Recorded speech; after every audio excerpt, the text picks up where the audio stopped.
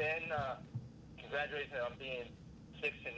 One of the things that stood out to me was there was a sequence, and I aired it last night, where Philwich hit the ball away, Verplanken dives for a loose ball, then Philwich blocks it, guys are diving on the floor, and then behind it, I see, guys on the bench, on their feet. You were one of them. What is it right now? The energy, the hustle. Everybody's diving for balls. Nobody's giving up on plays because Philwich, even after the block, chased down or tried to block a three-point attempt. What is it about the hustle, the nonstop with this team? You guys seem to be a gritty bunch. I think it comes from Coach Brian. He kind of instilled it all in us. We're used to working hard, playing hard, doing anything to win, and that's kind of what it all boils down to. It's just doing anything that we can to win, and that's whatever it takes. Like you said, diving on the ground for loose balls, Kyler guarding a guard and blocking a shot, and it all comes down to winning, and Coach instilled it in us, and we all just do whatever it takes. For guys like us in the media, the fans, everybody's talking about the record, best starts in Oakfield Ford, 6-0, talking about it, but conference play starts up. Coach seems to have you guys locked in. Are you guys mentally, are you already focused on the next game, or is the celebration as soon as you walked off the floor? Where are you guys mentally right now? We're already on to Evansville. Like you said, we actually just got out of the film room talking a little bit about Evansville and personnel, and we did team workouts today, and we're going to start the scout and personnel on Evansville tomorrow, as we kind of already started with the film session today. And, we're just locked on to the next one.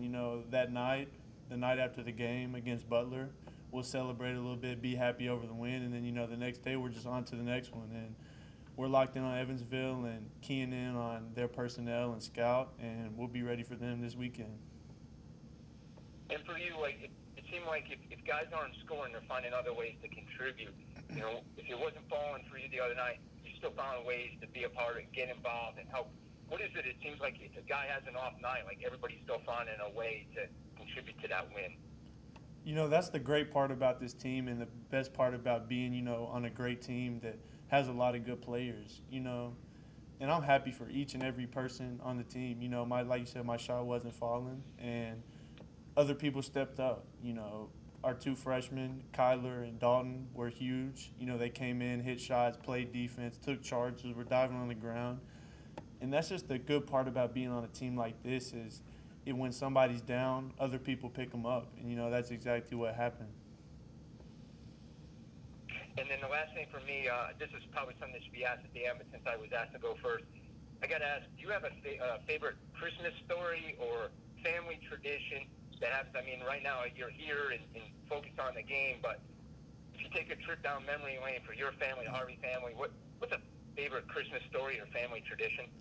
The best family tradition, is waking up super earlier than I ever get up, around 7, and, opening up stockings to start, and then we each take turns on opening presents, and the family gets to come down, my mom's side and dad's side, and we all get to eat a good meal and just, spend family time together, and that's the best part.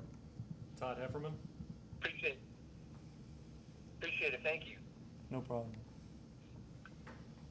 Todd Hefferman? Ben, people know you as a shooter, but you've done a pretty good job of posting up. How have you gotten comfortable doing that?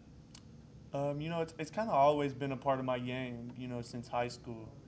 I've always kind of had a good feel in the post, a good feel on the fadeaway, and, coaching them instilled it in me a little bit more and wanted me to get to the post up a little more and take advantage of the smaller guards guard me, and just kind of tried to put that in my game a little bit more and use it.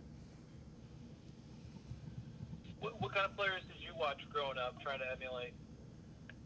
I watched everybody. I never just took one person and, said I'm going to be just like him. But one of the main people I watched was Kobe and Larry Bird, just kind of trying to take little bits and pieces off of their games and, practice it as I was a kid, just out of my backyard, shooting fadeaways and things of that sort.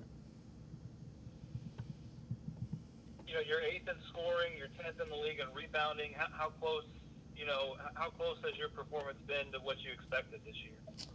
You know, I expected to do great things this year along with my teammates because I know they have my back, and I'm right where I want to be at. I mean, the goal is to win games. We're 6-0, and that's all that really matters to me.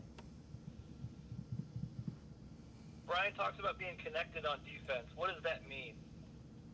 That means just everybody has each other's back on the court. The 5 guys that are on the court are all talking to each other, making sure that each and every person is in the right position, and that if somebody gets beat, the next person steps up and gets their back, and we're all together 5v1. And just how close do you think you are to being a connected defense going into conference play? We're not where we want to be at right now. You know, we've been making strides each and every game, and we're getting better on our ball screen coverage, help side defense.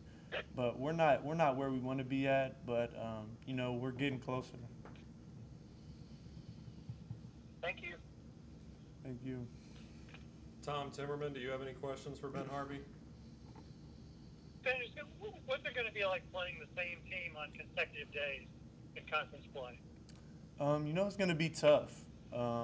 Nobody really wants to do that, but everybody in the nation, you know, has made their schedule that way due to the policies that's going on. But, you know, it's not something you look forward to, but it's something that you have to do. And we're going to find a way to motivate each other and motivate ourselves and, you know, and just try and get the sweep like we did against North Dakota.